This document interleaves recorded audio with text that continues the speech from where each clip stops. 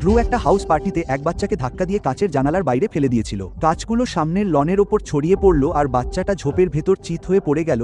তার মুখ দিয়ে রক্ত ঝরছিল আর ড্রু তখনও মুঠো পাকিয়ে তার উপর দাঁড়িয়ে চিৎকার করছিল।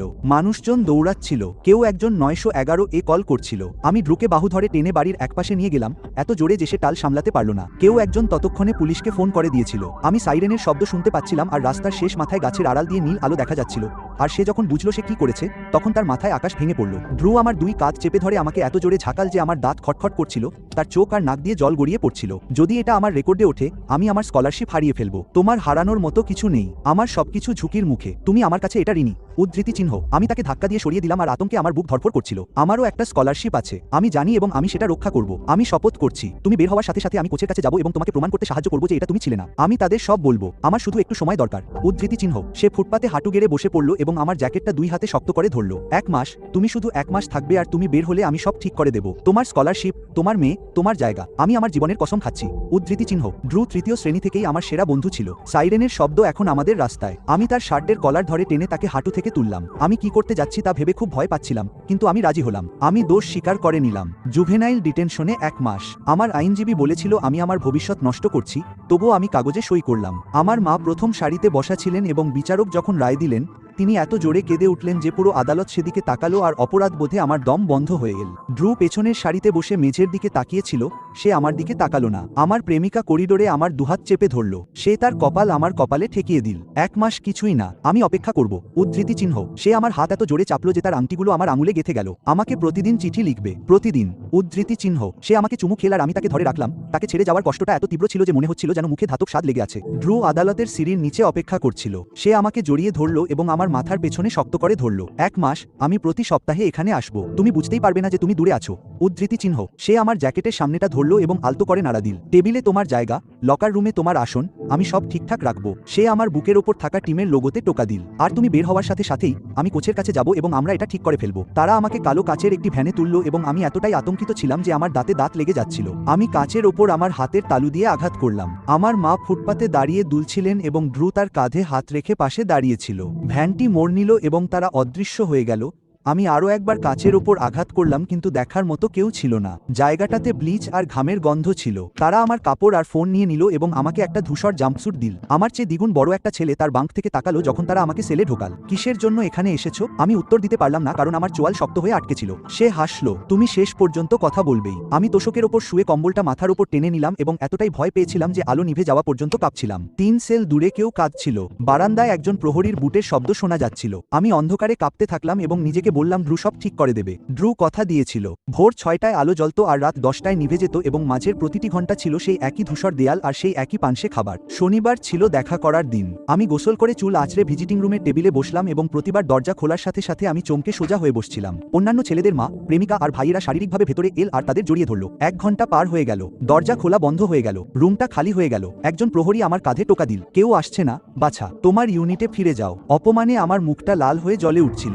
আমি টেবিল থেকে এত জোরে ধাক্কা দিলাম যে চেয়ারটা উল্টে গেল এবং আমি রাগে বাঙ্কে ফিরে গিয়ে বালিশে ঘুষি মারলাম যতক্ষণ না সেলাই ছিঁড়ে যায়। ড্রুর কাছ থেকে একটা চিঠি, মাত্র 3 লাইনের। সব ঠিকঠাক সামলে নিচ্ছি ভাই। সবাই তোমাকে হ্যালো বলেছে। তোমাকে মিস করছি। আমি ওটা দেয়ালে আটকে রাখলাম এবং এতবার পড়লাম যে কাগজটা নরম হয়ে গেল। আমি জেলখানার ফোন থেকে ড্রুকে কল করলাম, কিন্তু সে ধরল না। আমি আবার কল করলাম, ভয়েস মেলে চলে গেল। আমি একটা বার্তা ছাড়লাম, ড্রু ফোনটা ধর, তোমার জন্যই আমি এখানে আছি। আমি আমার প্রেমিকাকে কল করলাম। সে ফোন কিন্তু মনে হচ্ছিল অনেক দূর থেকে কথা বলছে। আসলে খুব ব্যস্ত সময় যাচ্ছে। আমি ব্যাকগ্রাউন্ডে মিউজিক আর ড্রুর মতো কারো হাসির শব্দ শুনতে পাচ্ছিলাম। সে বলল ওকে যেতে হবে আর লাইনটা কেটে গেল। আমি ভয়ে এতটাই অসুস্থ বোধ করছিলাম যে ফোনটা রিসিভারে এত জোরে আছাড় মারলাম যে ক্রেডলটা ফেটে গেল। মা দেখা করতে এল। সে আমার সামনে বসলো। তাকে দেখে মনে হচ্ছিল 5 বছরে সে অনেক বুড়িয়ে গেছে। সে হাত বাড়িয়ে আমার হাত ধরলো, কিন্তু আমার দিকে তাকালো না। কি হয়েছে? সে তার ফোনটা বের করে টেবিলের ওপর দিয়ে আমার দিকে ঠেলে দিল। একটা ভিডিও। আমি প্লে বাটনে চাপ দিলাম আর আমার হাত এতটাই কাঁপছিল যে ফোনটা টেবিলের ওপর পড়ে গেল। ড্রু একটা হাউস পার্টিতে, তার পিঠে আমার জ্যাকেট, তার বাহুর নিচে আমার প্রেমিকা, তার চারপাশে আমার টিমের সদস্যরা। সে একটা টেবিলের ওপর দাঁড়িয়ে কারো নকল করছিল আর সবাই হাসছিল। ক্যামেরা আমার প্রেমিকার দিকে ঘুরল। সে ড্রুরও বুকের কাছে ঝুঁকে হাসতে হাসতে চোখের জল মুছছিল আর ড্রু নিচু হয়ে ওর মাথায় চুমু খেল। পুরো ঘর উল্লাসে ফেটে পড়ল। সে আমার সেলিব্রেশনটা করছিল, যেটা আমি প্রতিবার টাচডাউনের পর করতাম, হাত ছড়িয়ে ঘুরে ভিড়ের দিকে আঙুল দেখিয়ে। সে ওটাও চুরি করে নিয়েছে। আমি ফোনটা টেবিলের ওপর দিয়ে এত জোরে ঠেলে দিলাম যে সেটা প্রায় টেবিল থেকে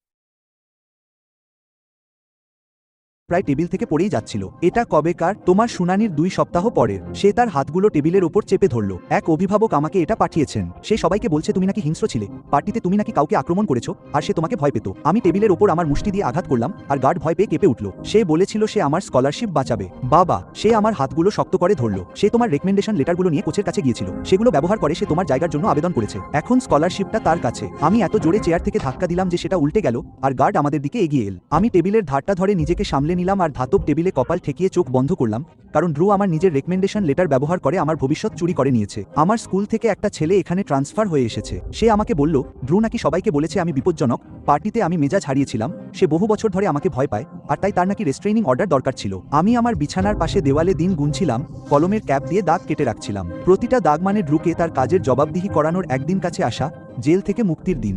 মা পার্কিং লটে ছিল, আর কেউ আসেনি। আমি গেট দিয়ে ধাক্কা মেরে ভেতরে ঢুকলাম। সূর্যের আলো আমার মুখে পড়ল।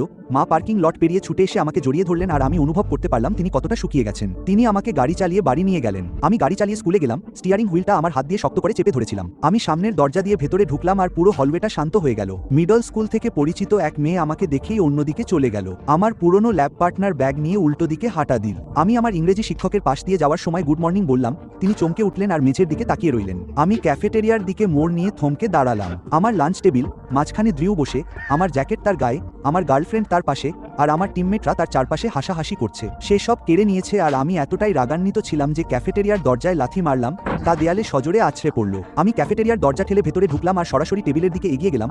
প্রতিটি পদক্ষেপ মনে হচ্ছিল যেন কংক্রিটের ওপর হাঁটছি। টেবিলটা পুরো শান্ত হয়ে গেল। আমার গার্লফ্রেন্ড ড্রিউয়ের কাঁধ থেকে মাথা সরিয়ে নিল, আর তার মুখ ফ্যাকাশে হয়ে গেল। ড্রিউ আমার দিকে তাকালো, তার মুখে কোনো ভাবান্তর ছিল না। ওহ, আরে বন্ধু, তোমাকে দেখে ভালো লাগলো। কেমন ছিল আমার স্কলারশিপ? বন্ধু, তুমি তো ছিলে না, কোচকে জায়গাটা পূরণ করতে হয়েছে। তুমি আমার সুপারিশপত্রগুলো ব্যবহার করেছো। সে কাজ ঝাঁকাল। এমনটা হয়েই থাকে। তুমি বলেছিলে তুমি কোচের কাছে যাবে, তুমি বলেছিলে তুমি সব ঠিক করে দেবে, আর এটা ঠিকই আছে। সে হেলান দিয়ে বসলো আর বেঞ্চের ওপর হাত ছড়িয়ে দিল। আমি তো এখানেই আছি, তাই না? সে তার পানীয়টা তুলে নিয়ে দীর্ঘ চুমুক দিল, আর আমার দিকে এমনভাবে হাসলো যেন আমি কোনো অপরিচিত পথিক যে রাস্তা জিজ্ঞেস করছে। টেবিলের সবাই নজর সরিয়ে নিল, শুধু ড্রিউ বাদে। আমি ট্রেটা নামিয়ে রেখে ঘুরে দাঁড়ালাম এবং ক্যাফেটেরিয়ার দরজা ঠেলে বেরিয়ে এলাম। গালের ভেতরটা কামড়ে ধরলাম যতক্ষণ না রক্তের স্বাদ পেলাম। আমি কোচের অফিসে গেলাম। তিনি চেয়ারে হেলান দিয়ে বসেছিলেন। ড্রিউ আমার কাছে শক্তিশালী সুপারিশপত্র আর পরিষ্কার রেকর্ড নিয়ে এসেছিল। স্কলারশিপটা পুনঃবরাদ্দ করা হয়েছে। আমি চেয়ারের হাতল শক্ত করে চেপে ধরলাম। ওগুলো আমার সুপারিশপত্র ছিল। আমি সেই প্রবন্ধগুলো লিখেছিলাম। সেটা আমার স্কলারশিপ ছিল। তোমার অনুভূতি আমি বুঝতে পারছি, কিন্তু পুনর্বহালের সময়সীমা এই সপ্তাহের শেষ পর্যন্ত। ড্রিউকে তার আবেদন প্রত্যাহার করতে হবে, আর আমার প্রমাণ দরকার যে মূল সুপারিশপত্রগুলো তোমারই ছিল। আমি চেয়ারের হাতল এত জোরে চেপে ধরলাম যে আমার আঙুলের অস্থিসন্ধি থেকে শব্দ হলো। সেটা কখনোই ঘটবে না। তাহলে আমি দুঃখিত। তিনি উঠে দাঁড়ালেন, আর আমি তার ডেস্কে থাকা ফলকটি দেখতে পেলাম যেখানে ড্রিউয়ের নাম খোদাই করা ছিল। 1 সপ্তাহ, শুক্রবার ড্রিউয়ের সংবর্ধনা অনুষ্ঠান। পুরো স্কুল সেখানে উপস্থিত থাকবে তাকে সেই স্কলারশিপ গ্রহণ করতে দেখার জন্য, যেটা সে আমার কাছ থেকে চুরি করেছে। আমি আমার প্রেমিকাকে তার লকারের কাছে খুঁজে পেলাম। আমাকে আসতে দেখে সে সশব্দে লকারটা বন্ধ করে দিল। না, শুধু 30 সেকেন্ড আমার কথা শোনো। ড্রু আমাকে বলেছে তুমি কি করেছো? তুমি একজনকে আক্রমণ করেছো। তুমি বিপজ্জনক। সে মিথ্যা বলেছে। সে সেই ছেলেটাকে জানালার কাচ ভেঙে ফেলে দিয়েছিল, আর আমি দোষ নিয়েছি কারণ সে আমাকে অনুরোধ করেছিল। সে মাথা নাড়ল এবং পিছিয়ে গেল। সে এসব বলেনি। অবশ্যই সে এসব বলবে না। সে আমার স্কলারশিপ আর আমার প্রেমিকা কেড়ে নিয়েছে। সবাইকে বলেছে আমি এক দানব, আর তুমি তাকে বিশ্বাস করলে। সে ঘুরে চলে গেল, আর আমি পাশের লকারে এত জোরে ঘুষি মারলাম যে ধাতব অংশটা দেবে গেল, আর করিডোরে সবাই চমকে উঠল। আমার পুরনো ল্যাব পার্টনার তার লকারের কাছেই ছিল। আমি তার কাছে এগিয়ে গেলাম। তুমি আমাকে চেনো। তুমি আমাকে 3 বছর ধরে চেনো। এই সব কি আমার চরিত্রের সাথে মেলে? সে আমার দিকে তাকালো না। ড্রু বলেছে তুমি তাকে ছুরি দিয়ে হুমকি দিয়েছ। আমি জীবনে কখনো হাতে ছুরি ধরিনি। আমি জানি না কাকে বিশ্বাস করব বন্ধু। ড্রু আমাদের স্ক্রিনশট দেখিয়েছে। সে আমাদের মেসেজ দেখিয়েছে যেখানে তুমি লিখেছো তুমি মানুষকে আঘাত করতে চাও। সে ওগুলো জাল করেছে। আমি সেটা জানি না। সে তার লকার বন্ধ করে চলে গেল, আর আমি তার পাশের লকারে এত জোরে লাথি মারলাম যে ধাতুটা দুমড়ে গেল, আর করিডোরে সবাই কুকড়ে উঠল। আমি একা ডাস্টবিনের পাশের টেবিলে দুপুরের খাবার খেলাম, আর একাকিত্বটা এতটাই তীব্র ছিল যে তা আমার উপর শারীরিক ওজনের মতো চেপে বসেছিল। শুক্রবার ড্রুর স্কলারশিপ অনুষ্ঠান, আর মাত্র 3 দিন বাকি। পুরো স্কুল সেখানে উপস্থিত থাকবে। কোচ তাকে ফলকটি দেবেন যেখানে আমার নাম মুছে তার নাম লেখা থাকবে। আমি রাতের টেবিল থেকে ফোনটা তুললাম আর পার্টির রাতের সমস্ত স্ক্রিনশট বের করলাম। ড্রুর মেসেজ আমাকে অনুরোধ করছিল, দোষটা নিজের ঘাড়ে নাও। আমি চিরকাল তোমার কাছে ঋণী থাকবো। আমি সবকিছু ঠিকঠাক রাখবো। আমার জীবনের শপথ। উদ্ধৃতি চিহ্ন। আর তখনই আমার মনে পড়ল পার্টিতে ডজনখানেক মানুষের হাতে ফোন ছিল। কেউ না কেউ ভিডিও করছিল। আমি 2 দিন সময় কাটালাম সেই পার্টির প্রতিটি মানুষের খোঁজ নিতে। আমি আমার কন্ট্যাক্ট লিস্টের সবাইকে ফোন করলাম। বেশিরভাগই আমার সাথে কথা বলল না। আমার নাম শোনার সাথে সাথেই 3 জন ফোন কেটে দিল। আমি পার্টির বাড়িতে গেলাম আর দরজায় কড়া নাড়লাম, যে ছেলেটি সেখানে থাকে সে দরজা খুলে বলল, ড্রু বলেছিল তুমি আসবে, তোমার জন্য আমার কাছে কিছু নেই, উদ্ধৃতি চিহ্ন, এবং আমার মুখের ওপর দরজাটা বন্ধ করে দিল। এক ছেলে বলল তার কাছে পুরো রাতের স্ন্যাপচ্যাট ভিডিও ছিল, কিন্তু সে সেটা ডিলিট করে দিয়েছে। সব পথ বন্ধ।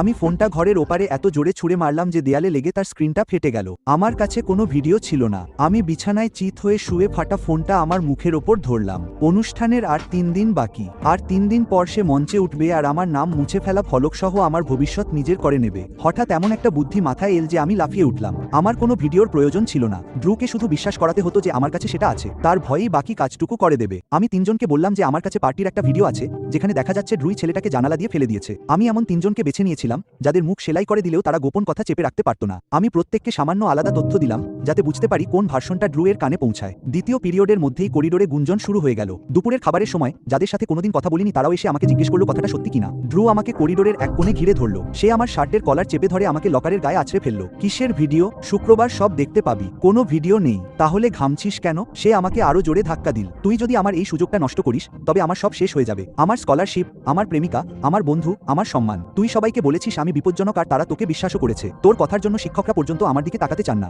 উদ্ধৃতি চিহ্ন। সে আমাকে ছেড়ে দিয়ে পিছিয়ে এল। আমি দেখলাম তার হাত কাঁপছে আর আতঙ্কে তার মুখ ফ্যাকাশে হয়ে গেছে। শুক্রবার, ড্রু, পুরো স্কুল তোর এই অনুষ্ঠানে উপস্থিত থাকবে আর তারা ঠিকই দেখতে পাবে সেদিন আসলে কি হয়েছিল, উদ্ধৃতি চিহ্ন। সে আমাকে আরো একবার ধাক্কা দিয়ে রাগে গজ করতে করতে চলে গেল আর একটা ডাস্টবিনকে এত জোরে লাথি মারল যে সেটা দেয়ালে লেগে করিডোরের মাঝখানে গড়িয়ে পড়ল। সবাই ভয়ে সরে গেল। আমি দেখলাম সে কোনায় বাঁক নেওয়ার সময় কাপা কাপা হাতে ফোন বের করছে। আমি লকারে হেলান দিয়ে দাঁড়ালাম। আমার হৃৎপিণ্ড ধরফর করছিল আর আমি হাসছিলাম কারণ তার ভয় আমার কাজটা আগেই শুরু করে দিয়েছিল। আমার কাছে ভিডিও ছিল না, কিন্তু সেটা সে জানতো না এবং তার ভয়ই আমার হয়ে সব করে দিচ্ছিল। শুক্রবার রাতে আমি ঘুমাতেই পারিনি। আমি 1 ঘন্টা আগেই অডিটোরিয়ামে পৌঁছে গেলাম। টেক বুথের সিঁড়ি দিয়ে ওঠার সময় আমার হাত কাঁপছিল। আমি প্রজেক্টরে ফোন কানেক্ট করলাম এবং 2বার পরীক্ষা করে নিলাম। অডিটোরিয়াম ভরে উঠল। প্রতিটা সিট পূর্ণ। কোচ স্কলারশিপের ফলক নিয়ে মঞ্চে দাঁড়িয়েছিলেন। ড্রু সামনের সারিতে আমার জ্যাকেট পরে বসেছিল, দেখে মনে হচ্ছিল পুরো অডিটোরিয়াম তারই। আমার মা পেছনের সারিতে বসেছিলেন কারণ আমি তাকে আসতে বলেছিলাম। আমি তখন টেক বুথে, আমার ফোন প্রজেক্টরের সাথে কানেক্ট করা আর আমার হাত কাঁপছে। কোচ তার বক্তৃতা শুরু করলেন। এবারের স্কলারশিপটি এমন একজন অ্যাথলেটকে দেওয়া হচ্ছে যে অসাধারণ চারিত্রিক দৃঢ়তা ও নিষ্ঠার পরিচয় দিয়েছে। বুথ থেকে আমি দেখতে পাচ্ছিলাম ড্রু তার জ্যাকেটটা ঠিক করছে। আমার জ্যাকেটটা। আমার বুকের ভেতর ভয় আর সংকল্পের লড়াই চলছিল। আমি প্লে বাটনে চাপ দিলাম। মঞ্চের পেছনের পর্দাটা জ্বলে উঠল। পার্টির কোনো ভিডিও নয়, শুধু টেক্সট মেসেজগুলো। ড্রুর নীল বাবলগুলো 30 ফুট বিশাল আকৃতিতে দেখা যাচ্ছে। ভাই প্লিজ, আমি তোর কাছে অনুরোধ করছি। ড্রু ঘাড় ঘুরিয়ে তাকালো। পুরো রুমে গুঞ্জন শুরু হলো। দোষটা তুই নিজের ওপর নে, আমি তোর কাছে চিরঋণী থাকবো। ড্রু লাফিয়ে উঠে দাঁড়ালো। তার মুখ ফ্যাকাশে হয়ে গেল। আমি সব ব্যবস্থা করে রাখবো, আমার জীবনের কসম। ড্রুর মুখে তখন চরম আতঙ্ক। সে মঞ্চের দিকে ছুটে গেল।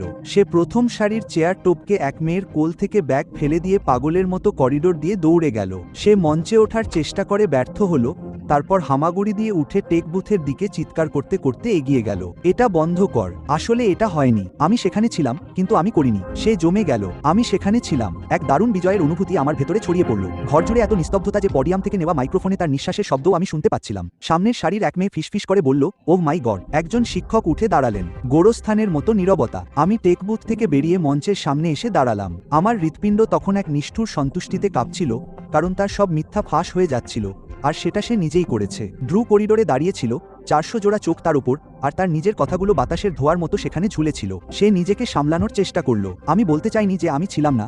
ড্রু, পার্টির কোনো ভিডিও নেই। আমি মঞ্চ থেকে লাফ দিয়ে তার 3 ফুট দূরে করিডোরে এসে নামলাম। আমার কাছে কখনোই কোনো ভিডিও ছিল না। তার চেহারা ভেঙে পড়ল। তুই এইমাত্র 400 মানুষকে বললি যে তুই সেখানে ছিলি। তুই বললি যে এটা আসলে তেমন কিছু নয়। তুই বললি যে ভিডিওটা বন্ধ করা দরকার কারণ সেটা হয়তো কিছু প্রমাণ করতে পারত। আমি আমার ফোনটা উঁচিয়ে ধরলাম। আমার কাছে কেবল তোর টেক্সটগুলোই ছিল, যেখানে তুই আমাকে দোষ নিজের উপর নেওয়ার জন্য মিনতি করছিলি, যেখানে তুই আমার স্কলারশিপ বাঁচানোর কসম খেয়েছিলি, যেখানে তুই কথা দিয়েছিলি সব ঠিক করে দিবি। পর্দায় তার পোস্টগুলো একে আসতে লাগলো। আমার বন্ধুদের সাথে ছবি, ক্যাপশনে লেখা আমার দল। আমার প্রেমিকার সাথে ছবি, ক্যাপশনে লেখা আমার মেয়ে। একটা পোস্টে লেখা ছিল, মাঝে মাঝে কিছু মানুষ জীবন থেকে চলে যায়, তখন বুঝতে পারি সেটা ভালোই হয়েছে। পাশাপাশি লেখা, তুমি আক্ষরিক অর্থেই এখন আমার জীবন বাঁচাচ্ছ। ড্রু বন্দি প্রাণীর মতো রুমের চারদিকে তাকাচ্ছিল। সে পাগল। সে একজনকে আক্রমণ করেছিল বলে তাকে কিশোর সংশোধনাগারে পাঠানো হয়েছিল। আমাকে আইনি সুরক্ষা আদেশ নিতে হয়েছিল। আমার দলের সতীর্থরা 5ম সারিতে দাঁড়িয়ে পড়ল। না, তুমি আমাকেও একই কথা বলেছিলে, কিন্তু সেই টেক্সটগুলো সেই রাতের, যেদিন এটা ঘটেছিল, এবং আমার মনে আছে তুমি আমাকে ফোন করে কাঁদছিলে। আরেকজন সতীর্থ দাঁড়িয়ে পড়ল। সে আমাকে বলেছিল তুমি তাকে ছুরি দিয়ে হুমকি দিয়েছিলে। আমি তাকে বিশ্বাস করেছিলাম। আমি দুঃখিত। মিলনায়তনের অর্ধেক মানুষ কাঁদছিল। আমার প্রেমিকা উঠে দাঁড়ালো। আমাদের চোখাচোখি হলো, তার চিবুক কাঁপছিল এবং সে হাত দিয়ে মুখ চেপে ধরে ঘুরে বেরিয়ে গেল। দরজাটা তার পেছনে বন্ধ হয়ে গেল এবং আমি কিছুই অনুভব করলাম না, কারণ সে 1 মাস আগেই তার সিদ্ধান্ত নিয়ে নিয়েছিল। কোচ মাইক্রোফোনের সামনে এগিয়ে এলেন। তার মুখটা ফ্যাকাশে ছিল। ড্রু তার দিকে ফিরল। তুমি কি পার্টির ওই ছাত্রকে আক্রমণ করেছিলে? ড্রুর মুখ খুলছিল আর বন্ধ হচ্ছিল। এই ছেলেটি কি তোমার করা কোনো অপরাধের জন্য 1 মাস সংশোধনাগারে ছিল? ড্রু রুমের চারপাশে তাকালো এবং প্রতিটি মুখ তার দিকে ফেরানো ছিল। তাদের কেউই তার পক্ষে ছিল না। তুমি কি তার সুপারিশপত্র ব্যবহার করে তার স্কলারশিপটি নিয়ে নিয়েছিলে? ড্রু তার চেয়ারের পেছনে থাকা আমার জ্যাকেটটা টেনে নিল এবং পুরো শাড়ি পেরিয়ে ধাক্কা দিয়ে বেরিয়ে গেল। এতে একটি মেয়ের ব্যাগ তার কোল থেকে পড়ে গেল। সে মিলনায়তনের দরজার মধ্য দিয়ে কাঁধের ধাক্কায় বেরিয়ে গেল। দরজাগুলো সশব্দে বন্ধ হলো এবং সেই শব্দ প্রতিটি দেয়ালে প্রতিধ্বনিত হলো। প্রজেক্টর তখনও চলছিল। তার কথাগুলো তখনও খালি মঞ্চের পেছনের দেয়ালে জ্বলজ্বল করছিল। কোচ পোডিয়াম থেকে নিচে নেমে এলেন। তিনি নিচু হয়ে মেঝে থেকে আমার জ্যাকেটটা তুলে নিলেন যেখানে ড্রু সেটা ফেলে দিয়েছিল এবং আমি এত বেশি আবেগপ্রবণ ছিলাম যে আমার অনুভূতিগুলো প্রকাশ করার ভাষা খুঁজে পাচ্ছিলাম না। তিনি জ্যাকেট